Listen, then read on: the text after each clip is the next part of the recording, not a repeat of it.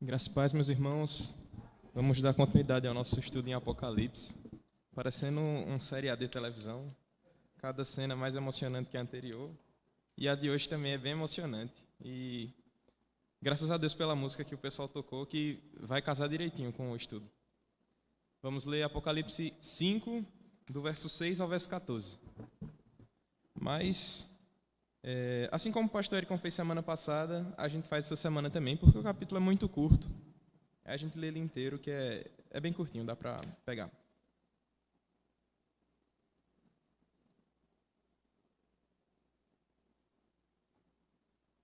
Apocalipse, capítulo 5.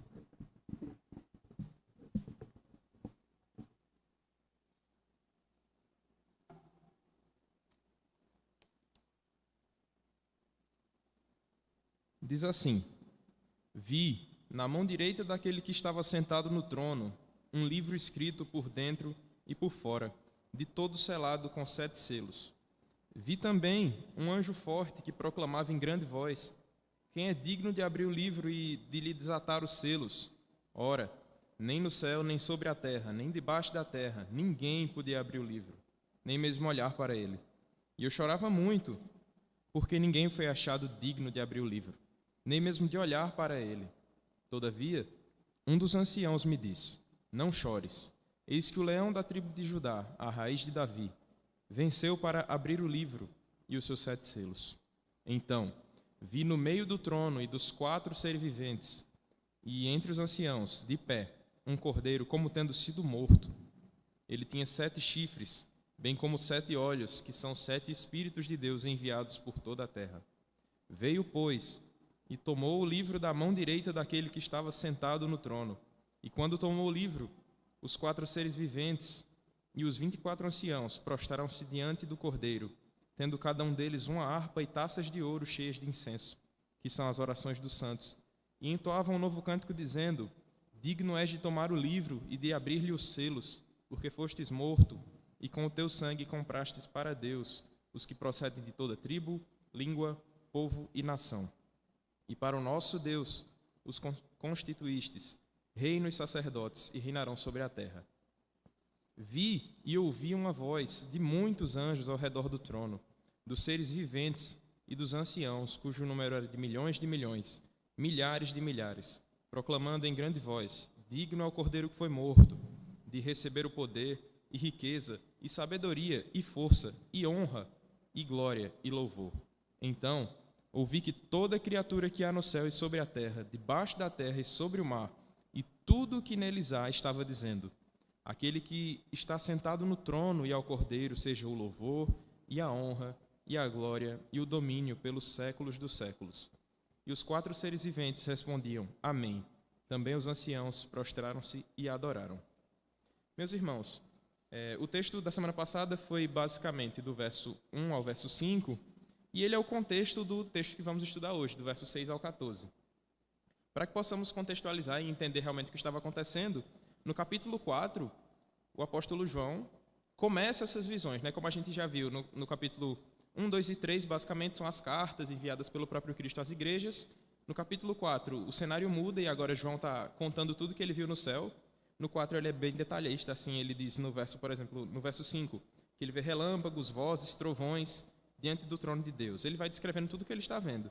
No verso 6 do capítulo 4 ainda, ele diz: Há diante do trono como que um mar de vidro, uma visão bem espetacular que ele tem. E no capítulo 5, agora ele passa a descrever minuciosamente o que estava acontecendo ali. A gente vai dividir esse capítulo 5, dos versos 6 ao 14, em 3 cenas, que mais para frente a gente vai ver quais são as 3 cenas. Mas a parte que o pastor Eric configurou semana passada, do verso 1 ao 5, ela pode provocar medo nas pessoas quando leem de forma rápida, assim, se você lê apressadamente. Por quê? Você vê que havia um livro na mão de Deus, ele estava na sua mão direita com um livro, e aqui a gente não tem um livro como os nossos, né? Não um livro com capa, assim. A ideia é de um rolo, aqueles pergaminhos que era escrito por dentro e por fora, e era selado com 7 selos, ou seja, era completamente lacrado. Ninguém conseguiria abrir aquele livro, nem descobrir o que tinha ali dentro. Isso é simbolizando justamente os propósitos de Deus sobre toda a história, né? Por dentro e por fora ele estava completamente escrito, e nenhum homem podia abrir aquilo, nenhuma criatura, nem o anjo que ele vai dizer, né, no capítulo 5. Ele vai dizer que tinha um forte anjo lá, nem mesmo esse anjo forte e grande conseguia abrir. Ninguém era digno de abrir aquele livro. Então, a reação de João é qual? Ele simplesmente diz no verso 4, e eu chorava muito. Se alguém lê desesperado, essa vai ser a reação também. A gente vai encontrar uma cena de Deus irado, com o livro na mão, toda a história, e ninguém digno de abrir. Realmente, é de chorar. Mas um dos anciãos avisa, né? Há um que é digno de abrir os selos, há um que é digno de tomar o livro. E hoje a gente vai ver justamente isso. Eu não sei se vocês lembram de um seriado que passava antigamente. Se eu lembro, provavelmente vocês lembram também. Quem já assistiu Chapolin Colorado, que era o mesmo personagem do Chaves, e ele tinha um martelinho, usava as anteninhas, pronto. Quando tudo estava dando errado, sei lá, normalmente tinha uma mulher em perigo, ele aparecia pulando lá, dizia, não contava com minha astúcia, e a mulher sempre falava, né? E agora quem poderá nos defender? Pronto, ele aparecia e defendia. Basicamente, o cenário não é esse aqui. Eu falei só para ter um pouco de graça. Mas, com Cristo, o negócio é bem diferente. A gente vai ver aqui que ele não usa martelinho, que ele não é o herói que usa uma capa e pula e salva todo mundo. Pelo contrário, o texto vai mostrar que ele está lá como um cordeiro que, tendo sido morto, está de pé para abrir o livro, né? Então, nesse contexto, nós começamos o estudo de hoje. A partir do verso 6, nós temos 3 símbolos que é muito importante a gente distinguir cada um. Ele vai falar que viu, no verso 6, no meio do trono, 4 seres viventes e anciãos. O que é que esses símbolos querem dizer? O trono representa justamente o próprio Deus, a presença de Deus.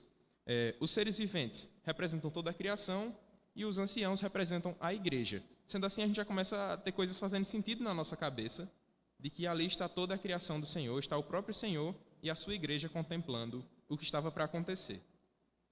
E aí ele prossegue no verso 6 ainda dizendo que no meio dessa cena toda tinha um cordeiro como tendo sido morto. E aí a gente segura um pouco essa ideia do cordeiro e passa para o final do verso 6, né? Que ele diz assim, e ele tinha 7 chifres, bem como 7 olhos, que são 7 espíritos de Deus, enviados por toda a terra. É uma visão estranha, você nunca imagina uma ovelha que tenha 7 chifres e 7 olhos e 7 espíritos. Mas aqui o que basicamente ele está dizendo é, no hebraico a palavra chifres dá uma ideia de poder, virilidade, força, enfim.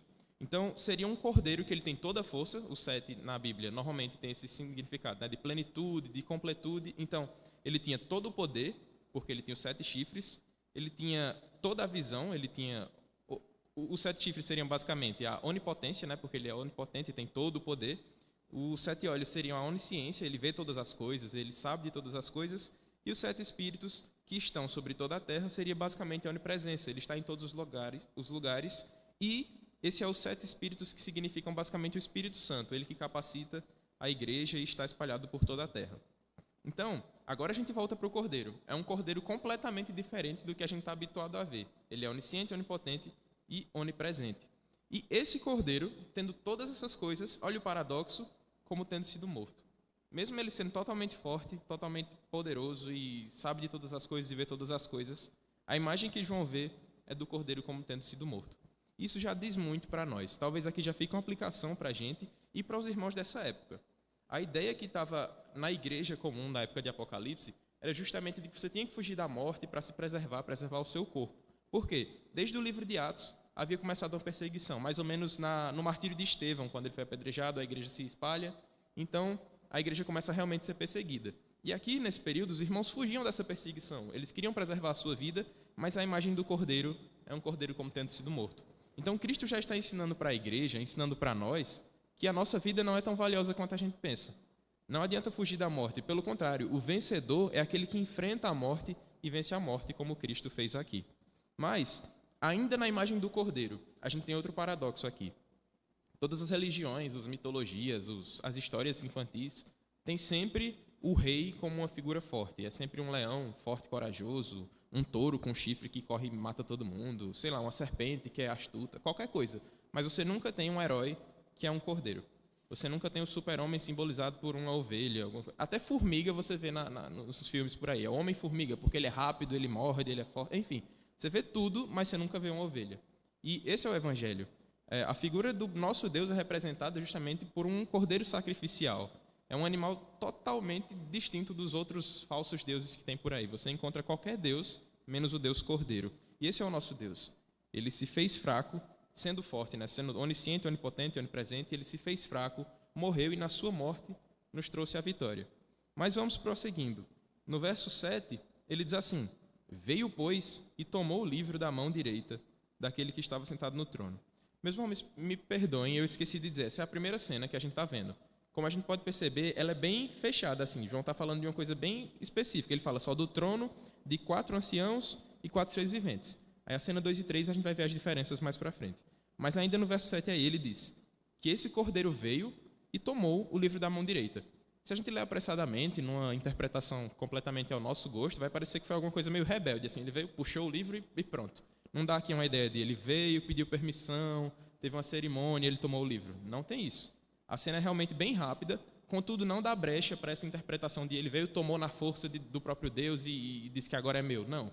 Pelo contrário, aqui a ideia é semelhante ao que Paulo vai mostrar lá em Efésios, que o próprio Deus o deu o domínio sobre todas as coisas. Né? Efésios, deixa eu puxar aqui a referência. Efésios 1, do verso 20 ao 23, que diz assim: o qual ele exerceu em Cristo, ressuscitando dentre os mortos e fazendo-o sentar-se à sua destra nos lugares celestiais, acima de todo principado e potestade e poder e domínio e de todo nome que se possa referir, não só no presente século, mas também no vindouro. E pôs todas as coisas debaixo dos seus pés, para ser o cabeça sobre todas as coisas, o deu à igreja, a qual é o seu corpo, a plenitude daquele que tudo enche em todas as coisas. Então, basicamente a ideia é essa. Cristo não chegou lá revoltado e puxou o livro e disse, agora quem manda sou eu. Não há essa margem. Aqui a ideia é justamente de que ele recebeu o livro das mãos de Deus. Então, aquela cena que havia nos versos que o pastor Érico mencionou semana passada, todo mundo triste porque ninguém conseguia abrir o livro. Então, agora Cristo recebe o livro nas mãos. Ele é o único que tem o poder de receber, de abrir o livro. Então, ele veio e tomou o livro da mão direita do que estava sentado no trono. E o verso 8 diz: E quando tomou o livro, os 4 seres viventes e os 24 anciãos prostraram-se e diante do Cordeiro, tendo cada um deles harpas e taças de ouro cheias de incenso, que são as orações dos santos. A gente percebe nesse verso a reação das criaturas, né, os seres viventes e da igreja, mediante o que aconteceu. Eles estavam desesperados, chorando, porque ninguém conseguiria abrir aquilo. Mas agora eles veem que um é digno, um é capaz de receber o livro e desatar os 7 selos e receber tudo o que está escrito ali, de cumprir os propósitos de Deus. Então a reação deles só é uma. Eles pegam suas harpas e vão louvar. E essa é a nossa reação também. Por isso que a gente começa todos os cultos com louvores, com orações, porque isso é agradável ao nosso Senhor. A gente não pode dar nada a Ele. Imagina se os anciãos e os seres quisessem dar alguma coisa. Toma, o Senhor merece isso aqui. Não tinha nada que Ele não tivesse. Então, a reação de toda a criação, da igreja, é louvar o Senhor. E assim deve ser a nossa reação. Aqui também a gente percebe outra coisa, né? A harpa não tem muito o que a gente discutir, é bem simples. A harpa é um instrumento, eles estavam realmente louvando a Deus. E as taças de ouro eram cheias de incenso. E o que é esse incenso? Ele mesmo responde no texto, dizendo que são as orações dos santos. E aqui já fica outra aplicação para a gente. As nossas orações não são perdidas. O Senhor, Ele se agrada das nossas orações. Por mais que a gente não veja efeitos terrenos dela, eu oro e nunca vejo o Senhor me responder, o Senhor recebe nos céus em taças de ouro do seu povo. Então, insistamos em oração, porque ela é agradável ao nosso Deus. O Senhor se agrada porque Ele é o único digno de receber as nossas orações, de tomar o livro e abrir os 7 selos. Então, que persistamos em oração. Mas, prosseguindo para o verso 9, ele diz assim: E entoavam novo cântico, dizendo: Digno és de tomar o livro e de abrir-lhe os selos, porque fostes morto e com o teu sangue compraste para Deus os que procedem de toda tribo, língua, povo e nação. Percebam, eles estavam entoando um som com a harpa lá, um louvor a Deus, e agora ele descreve o que ele viu, né? O apóstolo João descreve que cântico era esse. E aí a referência inicial é justamente dizendo que é um novo cântico.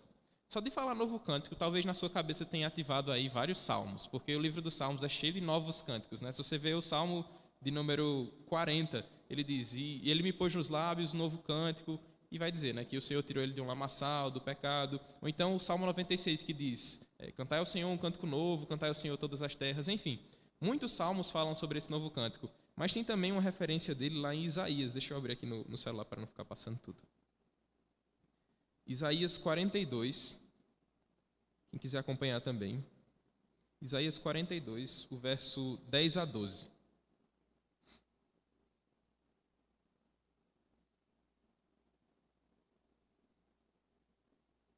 diz assim: Cantai ao Senhor um cântico novo, e o seu louvor até as extremidades da terra.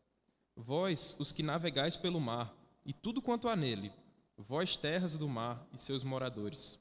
Alcem a voz o deserto, as suas cidades e as aldeias habitadas por Quedar. Exultem os que habitam nas rochas, e clamem do cimo dos montes. Deem honra ao Senhor, e anunciem a sua glória nas terras do mar. Percebam, além dos salmos, há em toda a Escritura diversas passagens que falam sobre esse novo cântico, porque ela é a ração natural do homem que foi regenerado. O homem que não é regenerado, ele tem diversos cânticos. Ele canta sobre morte, ele canta sobre os seus pecados, talvez ele cante sobre as suas falsas glórias, dizendo que ele conquistou alguma coisa, ele venceu monstros, venceu gigantes, enfim. Mas o homem regenerado, ele tem esse cântico. E ele vai mostrar em Isaías, né, os homens dos mares, os homens dos montes, os que moram na rocha, todos cantam um novo cântico ao Senhor. E essa deve ser a nossa reação enquanto igreja. A gente vê o Cordeiro vencedor, o único que foi digno de abrir o livro, e a gente deve louvar. Então, nessa ideia do novo cântico, ele vai apresentar agora qual foi o novo cântico, né? Ele diz: digno é de tomar o livro e abrir os selos. E isso a gente percebe qual o centro do louvor deles. Qual o centro do nosso louvor? Será que a gente canta música sobre as nossas dificuldades? Sobre o passado que a gente teve e o que a gente quer para o nosso futuro? Ou será que a gente louva como esse povo estava louvando? Temos que louvar ao único que é digno de todo louvor, o nosso Senhor Deus, o nosso Cristo, o Cordeiro vencedor. Que ele seja realmente a canção dos nossos lábios. E aqui a gente percebe mais uma coisa. Os louvores não são direcionados somente a Cristo, como se só houvesse ele de Deus e o Deus Pai fosse desprezado. Pelo contrário, né? Eles fazem menção aqui a justamente essa ideia de que Cristo recebeu o livro das mãos do Pai, de que o Pai o deu o trono, que o Pai o deu o reino, todas as coisas foram dadas do Pai para o Filho, que o Pai ressuscitou o Filho. Então, aqui a gente louva ao Deus Trino, não só a gente fragmenta a Trindade e diz: agora eu vou só louvar a Cristo, vou só louvar a Deus Pai, vou louvar o Deus Espírito Santo. Pelo contrário, em todo momento aqui está sendo louvada a Trindade. Talvez você ainda não tenha percebido. A gente falou muitas vezes já do Pai, do Filho, do Pai e do Filho e não mencionou o Espírito. Mas há duas menções, uma bem clara e a outra não tão clara, ao Espírito. A primeira, a gente já passou por ela, que é justamente a ideia dos 7 espíritos que enchem... deixa eu ler de novo. Ele tinha 7 chifres, bem como 7 olhos e 7 espíritos de Deus enviados por toda a terra. Então, Cristo ele tinha esse Espírito, o Espírito Santo, que enchia todo aquele local, toda a terra. Mas o outro é muito mais fácil de perceber, que é simplesmente o que é que está acontecendo. João está tendo uma visão. Ele não está tendo essa visão por méritos próprios. Ele não simplesmente imaginou isso aqui e inventou da cabeça dele. Pelo contrário, isso é o Espírito Santo revelando todas as coisas a João. Então, para que a gente não pense que o Espírito Santo foi desprezado desse texto, ele está aí também. E o complemento do cântico diz assim: fostes morto e com o teu sangue compraste para Deus os que procedem de toda tribo, língua, povo e nação. E para o nosso Deus os constituíste reino e sacerdotes e reinarão sobre a terra. Meus irmãos, aqui é importante a gente perceber que isso é uma síntese do Evangelho. É o final dessa primeira cena e é uma síntese do Evangelho. Ele conta tudo o que aconteceu, né? Deus Pai tinha escolhido um povo e disse: esse é meu povo, mas o povo estava em pecado, havia uma dívida enorme que precisava ser paga. E quem pagou a dívida? O Cordeiro que foi morto. E aí eles já dizem isso: porque fostes morto e com teu sangue compraste para Deus os que procedem de toda tribo, língua, povo e nação.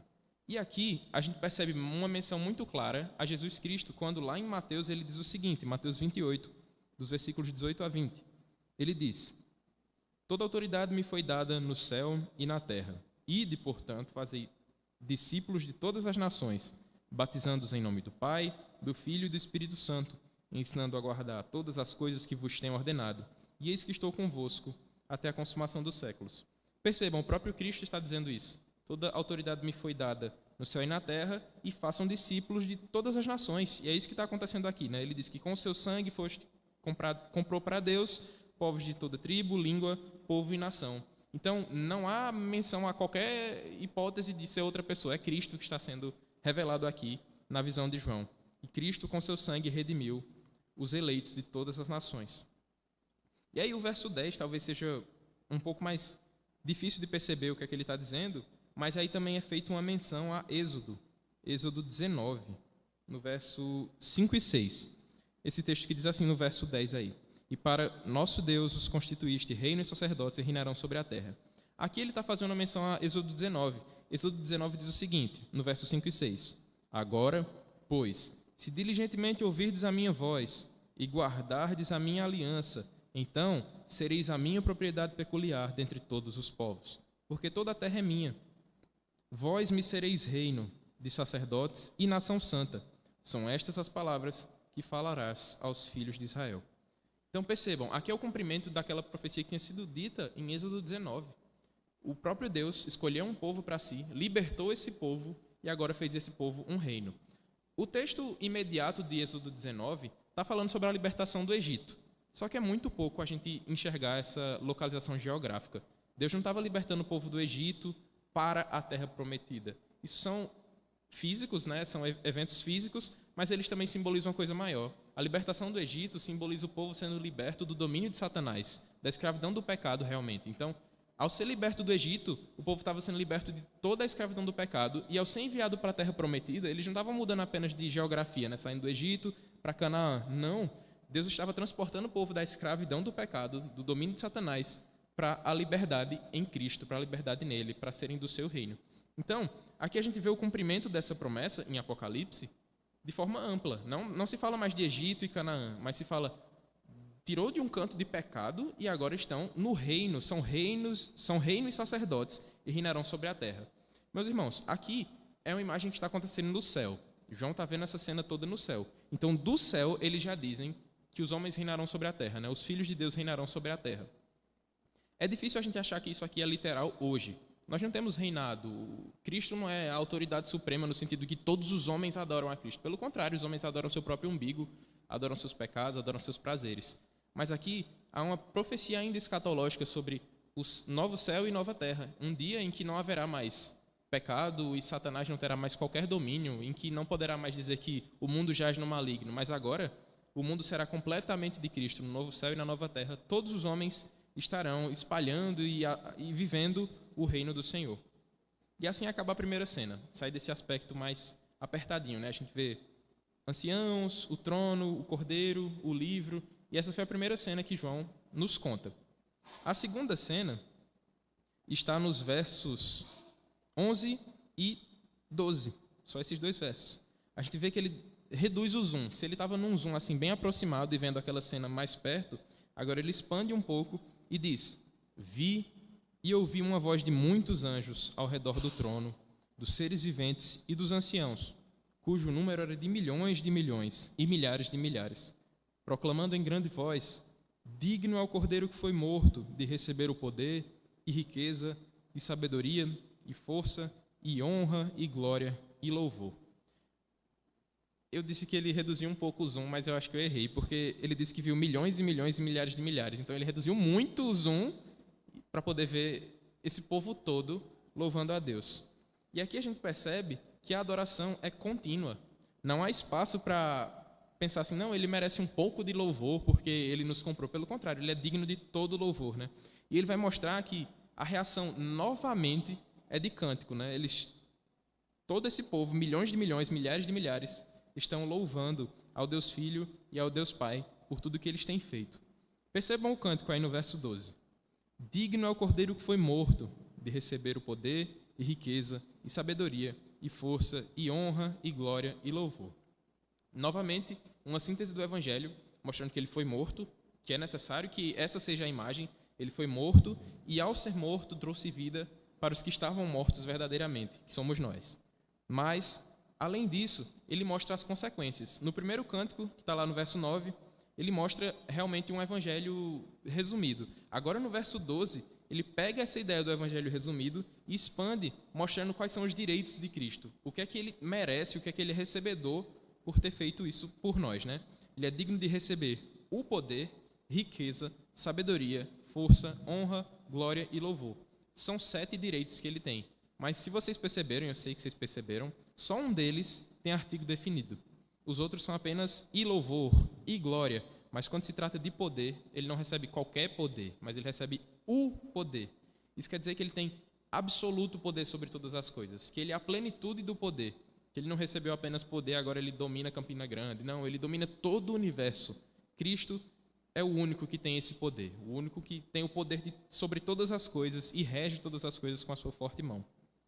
E aí, automaticamente, as outras coisas se tornam apenas consequências. Já que ele tem todo o poder, ele é digno de toda riqueza e sabedoria e força e honra e glória e louvor. E essa é basicamente a segunda cena. A primeira a gente viu um ambiente menorzinho, agora milhões de milhões e milhares de milhares. E a terceira cena ainda se torna mais espetacular.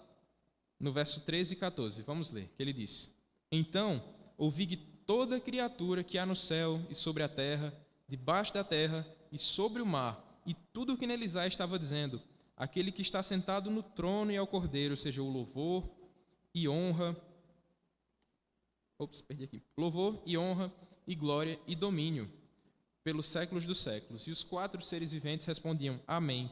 Também os anciãos prostraram-se e adoraram. Percebam, a cena já tinha expandido muito. Eram milhões de milhões, milhares de milhares. Agora, João não tem nem mais como descrever. Ele diz que todas as coisas, todas as criaturas, sobre a terra, debaixo da terra, no mar, tudo que neles há, estava dizendo, fazendo esse cântico. Então, aqui, ele está tentando detalhar simplesmente o universo inteiro reconhece que Cristo é o único digno de louvor. E eles estão louvando, né, no verso 13, aí dizendo: aquele que está sentado no trono e ao Cordeiro. Então, eles estão louvando ao Pai que está no trono e ao Cordeiro. Aqui é sempre esse paralelo, né? O Pai que é o Criador, o Filho que é o Redentor, o Pai que é o braço forte que está sentado no trono e o Cordeiro que foi morto. Então, eles sempre estão louvando, sabendo que eles estão louvando ao próprio Deus.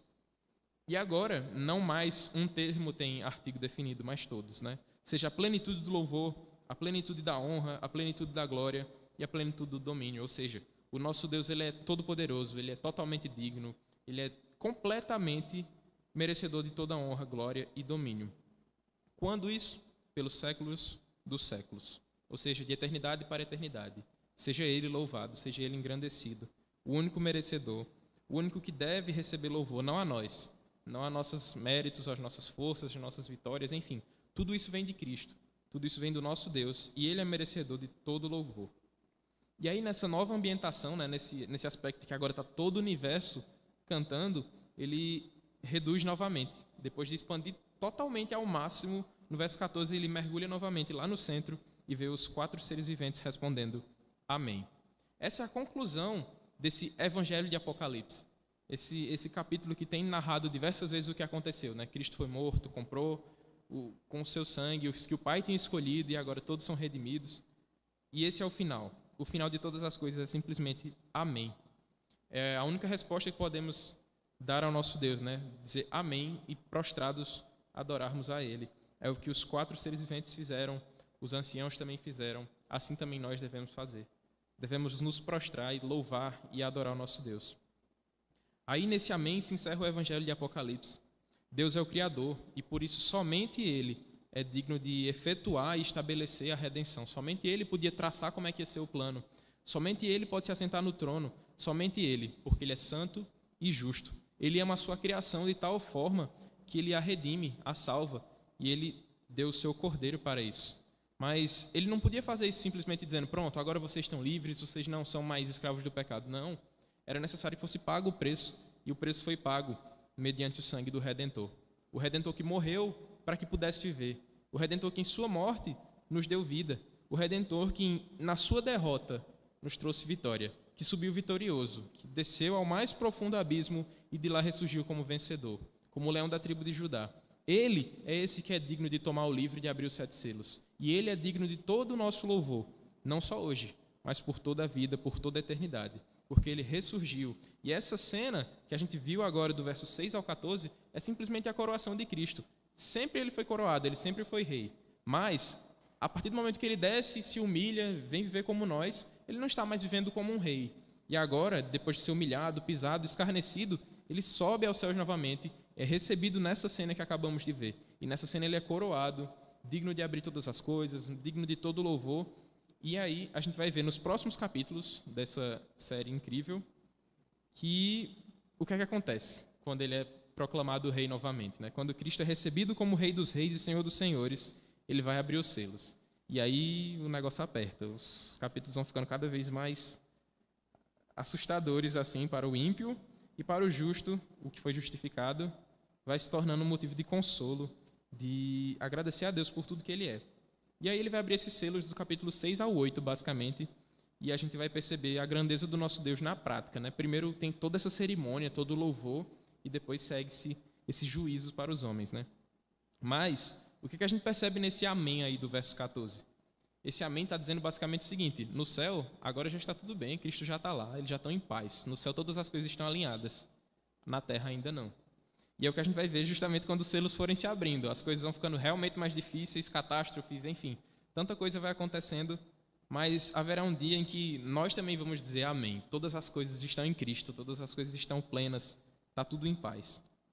Mas é isso. Passemos agora para algumas aplicações nesse texto, né? Não que não tivemos aplicações, tivemos algumas que podemos refletir, mas apenas 3 breves aplicações para que a gente possa meditar ainda mais nesse texto. A primeira é que Deus é soberano, como a gente viu no texto inteiro. Ele é soberano e governa todas as coisas. Sendo assim, para o ímpio isso é assustador. Se eu tenho que dizer, ele é mais forte do que eu, ele controla todas as coisas e eu não, então eu estou perdido se eu sou o ímpio que anda sem Deus. Mas para o homem que anda com Deus, que confia nele e depende dele para todas as coisas, isso é consolo, isso é conforto. Então, vejamos a soberania de Deus não como uma doutrina que a gente estuda na EBD e de livros difíceis, não. A soberania de Deus nos faz perceber que Ele é bom. Porque se Ele é soberano, Ele podia também destruir todos os pecadores e pronto, agora Ele fez o que é certo, acabou. Mas Ele nos redime pelo sangue do Seu Filho. A Sua soberania mostra o Seu amor. Então, louvemos a Deus da soberania. Segunda aplicação, Deus é o autor da vida. E mesmo sendo o autor da vida, Ele morreu para que nós pudéssemos viver. Ele é o único que podia dar vida. Eu sei, mães também dão vida, mães trazem pessoas ao mundo. Mas uma mãe nunca poderia fazer o que Deus fez. Nem a mãe mais santa do mundo poderia fazer o que Deus fez. Ele sofreu a dor da morte. A morte passou 3 dias e 3 noites e ressurgiu para que pudéssemos ter vida com Ele. Então, o Deus que é forte se fez fraco. O Deus que é um leão da tribo de Judá se fez o cordeiro sofredor, o cordeiro sacrificial. E por isso devemos louvá-lo, porque Ele morreu a nossa morte para que pudéssemos viver a sua vida. E nos garantiu não somente vida, essa vida que temos aqui, mas a vida eterna com Ele. Terceira e última aplicação é que Deus é realmente o único digno de louvor. Certamente, se você ama teologia, se você ama a igreja, ama o que vivemos aqui, você pode achar que outras pessoas também são dignas de louvor. Ah, eu amo Jesus Cristo, mas Paulo também foi um grande homem. Paulo merece também nosso olhar, nossa adoração. Não, nunca, jamais. Somente Cristo fez o que ninguém poderia fazer. Somente Ele é digno de tomar o livro e abrir os 7 selos. Somente Ele é digno de receber o poder, riqueza, sabedoria, força, honra, glória e louvor.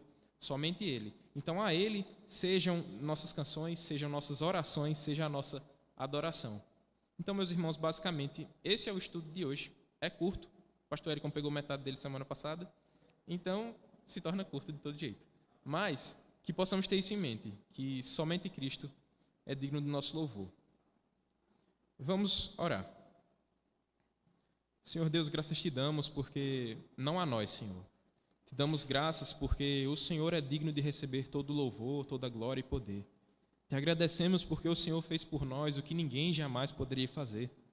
Te agradecemos porque o teu sangue glorioso nos redimiu.